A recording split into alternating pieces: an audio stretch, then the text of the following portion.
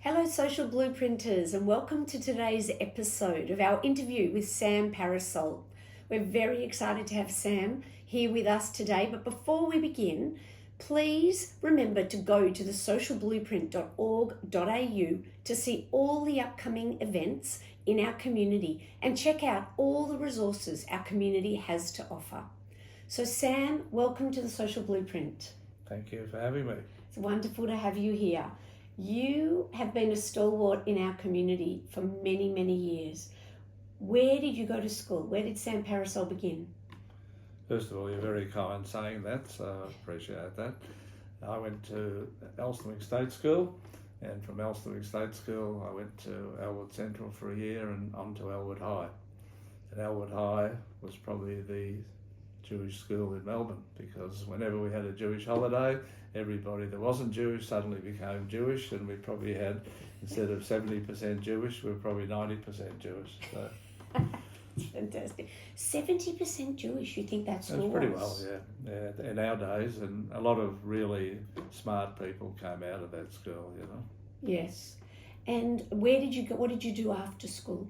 And I was smart enough at school to meet my wife, so Oh, yeah, so we fantastic. were childhood sweethearts from school.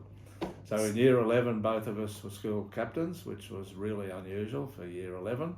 And in year 12, I was school captain. She was one of the deputy girl captains. And we started going out on New Year's Eve at the end of year 11. And we're still married, How many years? 55. Oh, that's beautiful. How many children? 3 boys. 3 boys. Are they living in Melbourne? 2 are in Melbourne. Yes. And the third one, who came 9.5 years later, he's now living in Sydney with his Sydney wife. Okay. So you've got a foot in both camps, so to speak. We have, yes. At least it's not that far, I guess, is it, Sydney? No. So Sam, what was your main career?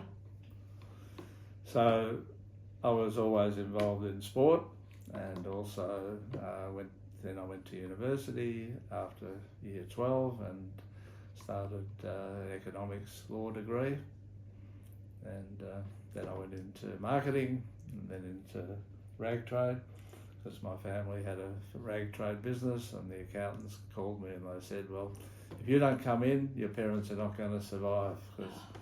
So, being a good son, I guess I gave up my job. My boss was pretty unhappy with me leaving his firm, but then I went into the company, and I said to my parents, if you want me to be in the company, I want to start up my own label. So I started up a brand called Sammy.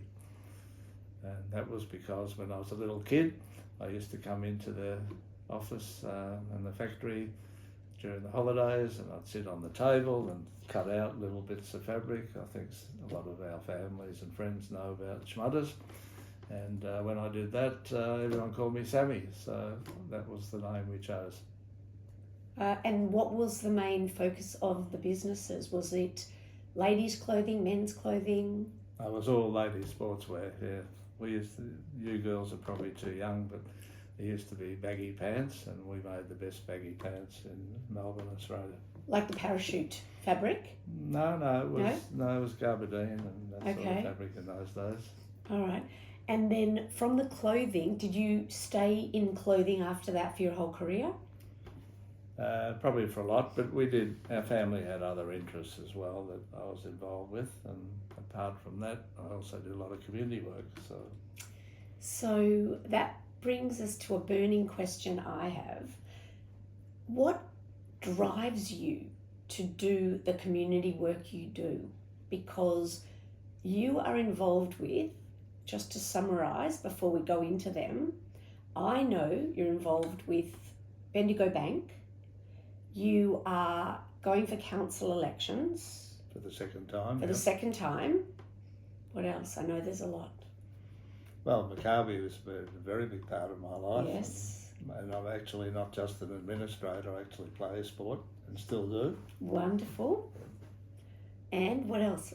What other things? You do so many things. Well, I've been on JCCB Executive, State Zionist Council Executive, Beitar. Was Federal President of Beitar, Rosh Hashanah, at the age of 19. Right, so your Jewish heritage is deep within you. What do you think drives that? So I'd say that I learned it all from my parents. So my parents, and we could talk about their history at another time or later, they were always involved in the revisionist organisation, WITSO, and my mother always had functions at home for the community, fundraisers. They used to do balls in those days, and we all became Betarim because the revisionist organisation is like the Ruth body or the adult body of Beta. And so that was ingrained in me from a little kid. So I took up Beta and was a Chamich there, and then a Madrich, and then Rosh Hanagah of Australia. So that was a pretty big part of our life. And on top of that, I'd also was in Maccabi from about 14, and so I used to go to carnivals and things there, and some good carnival stories we could tell the community about.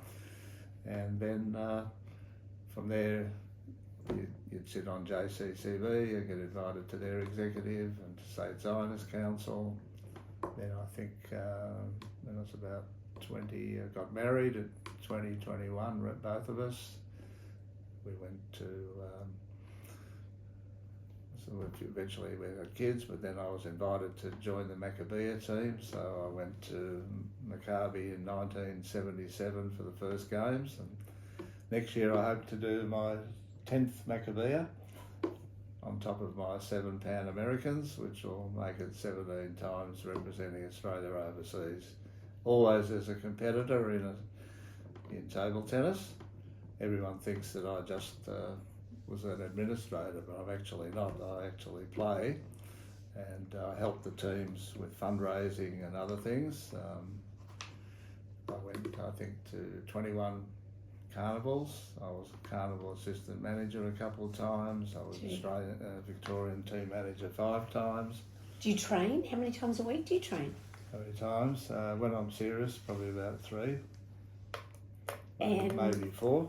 And do you still have connections from the first Maccabiah you went to?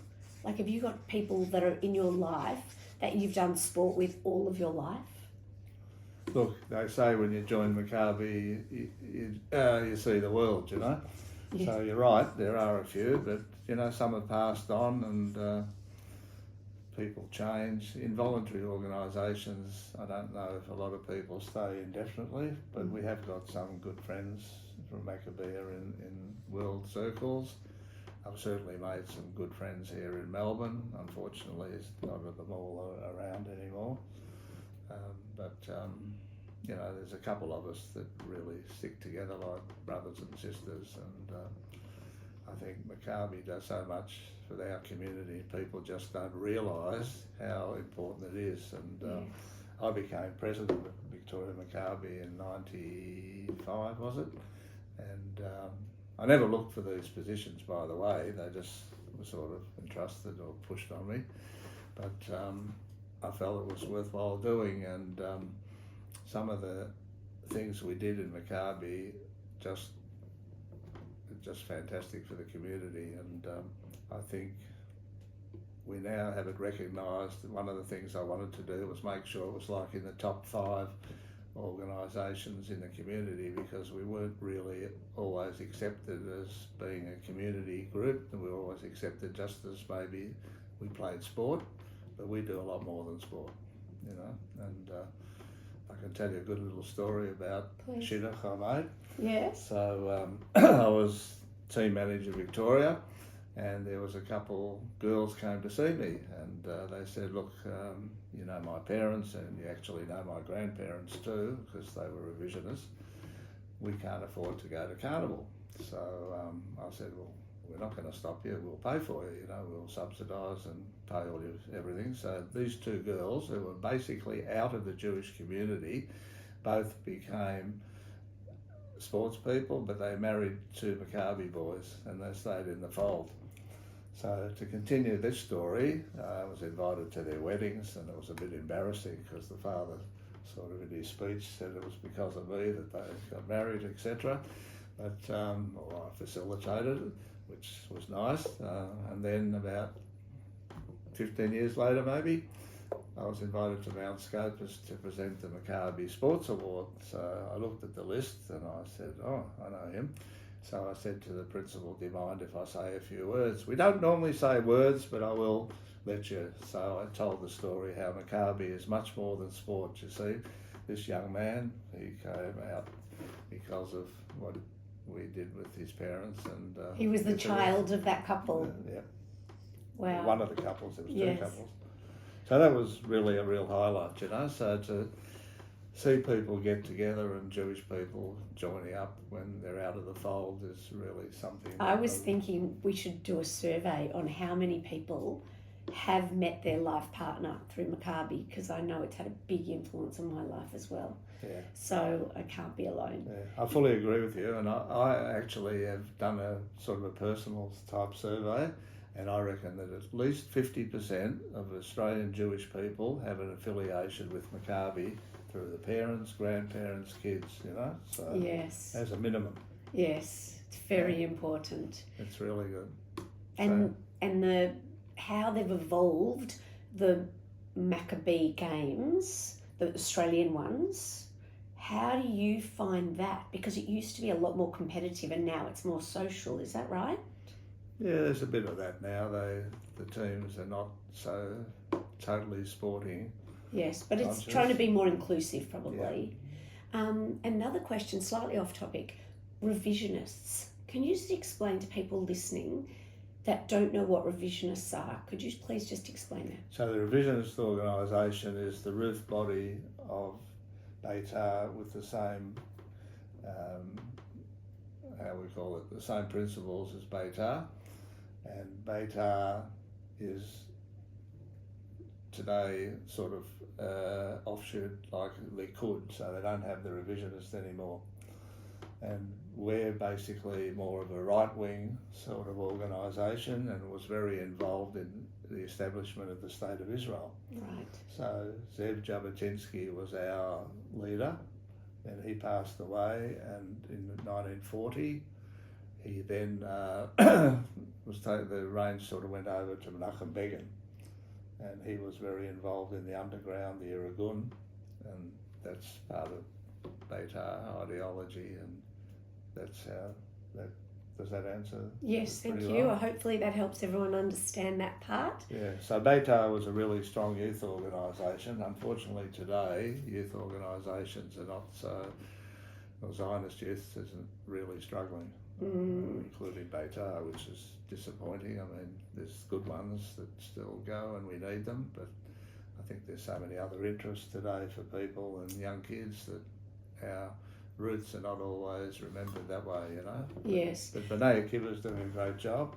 And maybe with the cost of education now and people not being able to afford Jewish education as much, maybe those youth groups, there's now opportunity again to build those, to be able to keep Jewishness alive, our Jewishness alive within our children.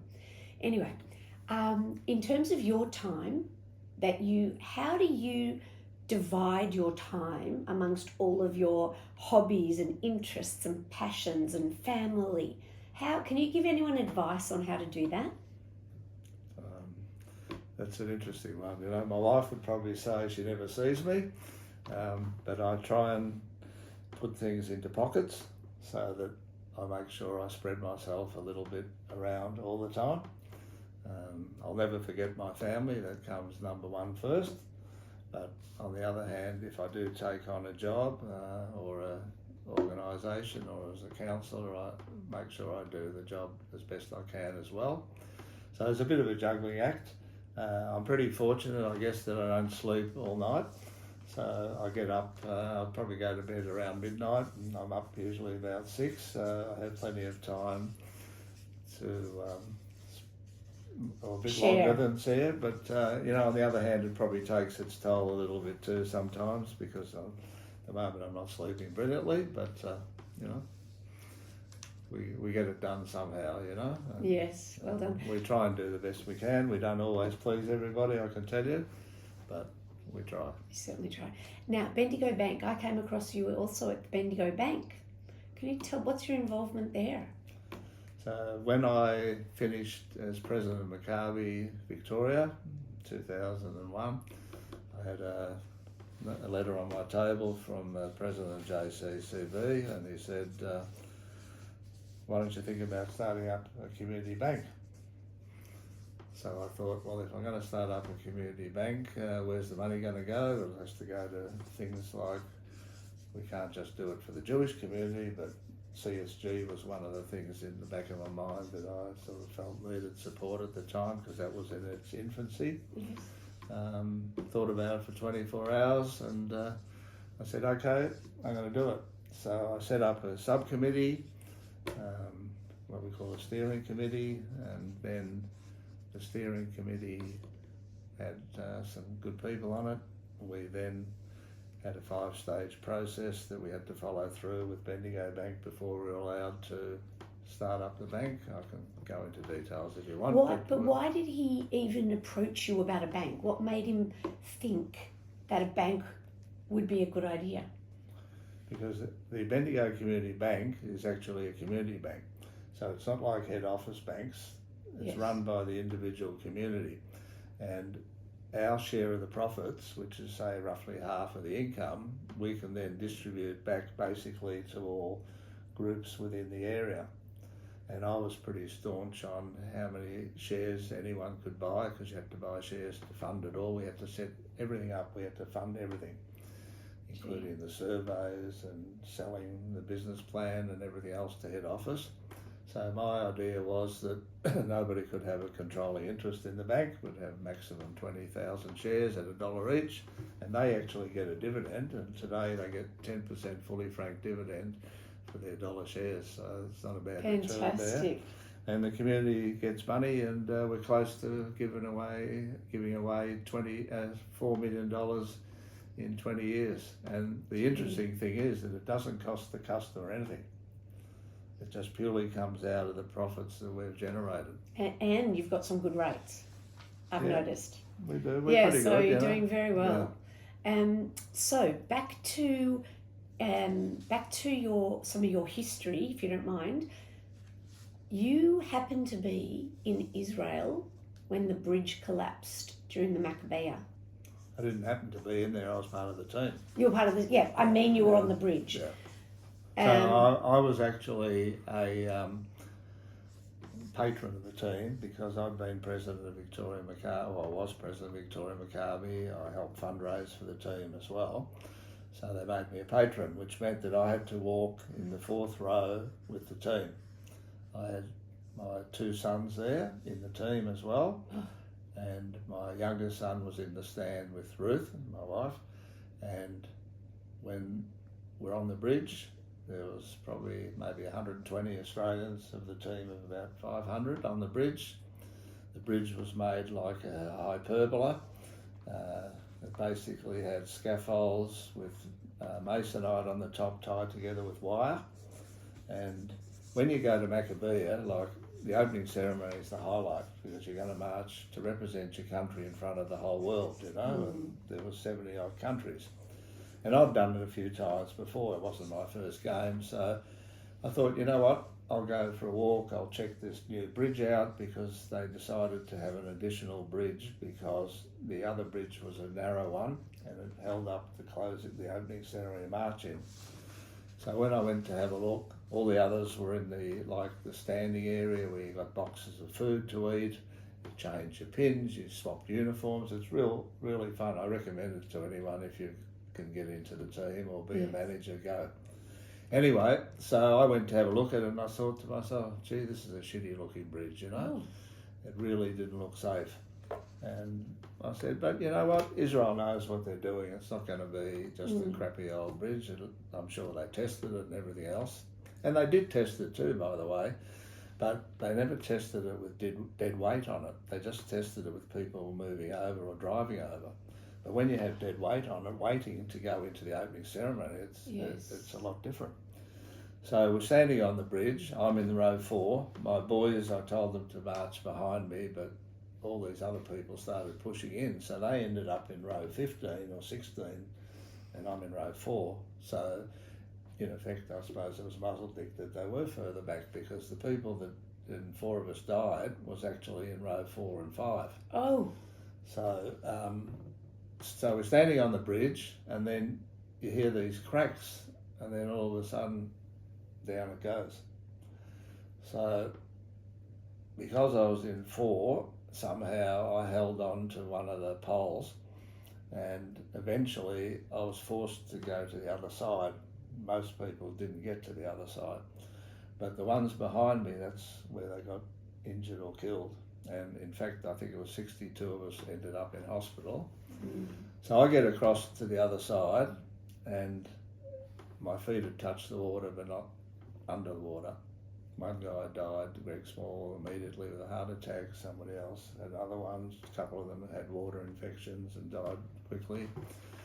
So when I got across, I sort of realised that I've got boys here. What's happened to them, you know? And anyway, so somehow I took my way back to get back to the other side, and against the wishes of the army. And then I got to say, the army and the police were amazing when it all happened, but it was really unbelievable. Like the trauma, the screaming, everything. And Ruth's in the grandstand. Oh my. And she suddenly heard some girls saying there's a problem, something's happened with the bridge. And then they realised something was happening. So I got back. David, my eldest, he was one of the managers. He had one of those big brick phones that he used to have in the beginning. And he said to his mum, "Oh, Dad's okay, but he's got a sore back." Anyway, in the end, they forced me to go to hospital. I think I was the last one into hospital.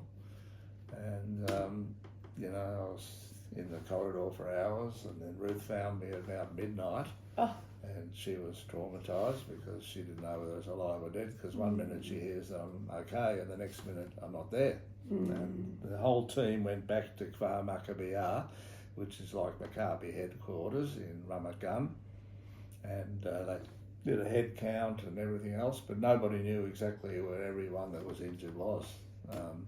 Anyway, Ruth found me eventually, and I was eventually admitted into hospital, and when I was in hospital, I told Ruth to go home, and I had a nice English nurse, and she made me a toast sandwich with the crappy jam, you know, but it was all right. And then I fell asleep at about 2:30, and within half an hour, Harry Frydenberg, who was there, I volunteered. He came to see me, woke me up, and then that was the end of my sleep. So I ended up having 5 broken ribs. And today, and even then, by exercising, it actually helps you. They don't bandage you up like they used to. So I decided I'm going to walk around the hospital, I'm going to visit all the Australians. And maybe that was good for me because it loosened my lungs a bit and whatever. And, you know, within 3 days I was sent out of hospital. But, you know, out of bad things, often good things happen too. So there was a cousin, I got a phone call from Joseph Gutnick. I'd organised him to be one of our main sponsors, which was an amazing, biggest sponsorship ever. And he rang up to the hospital to check on me, which was really nice. A cousin of mine, who I never knew, saw my name in the press, and he said, "Oh, he's got to be related." So he came chasing me up. So he found me on Saturday when I finally got to my cousin's house after being sent home on Friday. And we found a cousin who, in a way, sort of looks like me. He's got the same sort of eyebrows and everything else. It was amazing, you know. So we became very close friends. So were you discharged to his house? To my cousin's house. Yes. Not to the one that found me. Oh, not the one that found you, the other one. Australian cousin, A.B. Spigler, you know. And your 2 boys were fine, just to check? The 2 boys, David went in the water. I think he was quite traumatised for a long, long time. Daniel, my second son, who was a really good player, never picked up a table tennis bat again, and he didn't want anything to do with table tennis again. But today, these boys are so staunch Israel supporters, and Daniel, in fact, takes kids. And not kids, business associates and non-business associates to Israel in the yearly program. So they all put in, you know. Yeah. So, okay, before we have to go, sadly, because I know there's so much more. You've been married for 55 years. Mm-hmm. Is that right? Yeah. Are there any tips for a good marriage that you can give the audience? Any tips? I'm really fortunate I got a wife that's totally supportive of me, so I've got to say that is a big plus. We do everything together as a team. Beautiful. I won't do anything without her and vice versa. I try and involve her in everything, but she puts up with me as well. So Fantastic. One other question actually before we do have to go. We were having a conversation before the interview started, and Sam, you are going for local government, but you explained to us why you are doing this. Can you explain to the audience why you're getting involved in politics again? So when I was at school, as school captain, I was called into the office, and nobody liked this senior master gentleman, and we were all scared of him. So I thought he's going to strip me of the school captaincy, and that would have been a bit embarrassing. So I go in, sit down, he says, "Sam, I heard that you're interested in politics." I said, "Yes, I am," from the English teacher, she told him. So I said, but he said, "Well, let's go a step further. I want you to join a political party." And I said, "Well, it's very kind of you, but to be honest, I don't have the time because I want to be a good school captain and I want to pass my, in those days, matriculation exams." So year 12.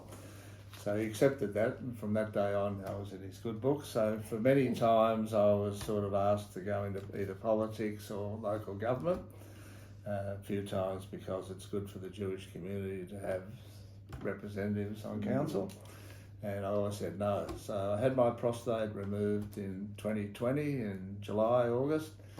So I thought, you know what, I'm going to go for council. It's COVID. I want to try once to see if I get in. I'll finish about 4th or 5th, but at least I know I tried. And I came in with the biggest winning majority, so that was pretty humbling. But what's it got to do with your prostate? Well, because I was at home. Was it change of life? No, I just thought, you know, if I'm going to be home, I want to do something. So, okay, that's good. That makes sense. So I decided to have a go for council. Okay. So, and as I said, it was very humbling, the result. And I try and do the best I can for council and for the whole community. I don't have any favourites, and anyone will ask me to do something, I will. Even this morning I had a few phone calls about a few issues. So why I'm standing again, we decided that we would like to make sure the Jewish representation continues on in council, because it's so important now, particularly after October 7th, because some of the things that people try and some of the stuff that you can notice happen in other councils, we're able to stop it. And I think one of the reasons we do it is because we treat our officers and staff with full respect. They in return respect us. I mean, Simone and myself, both of us keep kosher, so we get only kosher meals. We don't have any meetings on Yom Tovs or Chags. So I think by building respect with everybody within the organisation, it comes back to our community as well. And we feel that if we don't stand, some people might get in that may not be so supportive of Judaism and Israel. And particularly, as I said, since October 7th, so we really want to push it to give it a chance to see if we get in. People might want us, we mightn't get back in, but we're going to give it a good shot to try and get in, you know. So I'll show you my T-shirt. Yes, you can. You want me to do a strip too? So while you do, thank you for all of your efforts in the community. I know the grants from Bendigo Bank are very worthwhile. Help a lot of organisations and charities, but from everyone, thank you so much for all your tireless work. So everyone, while Sam is undressing for us, thank you for watching. Please share the link to this video with others and go to thesocialblueprint.org.au to find community events, resources and message board items and many more videos.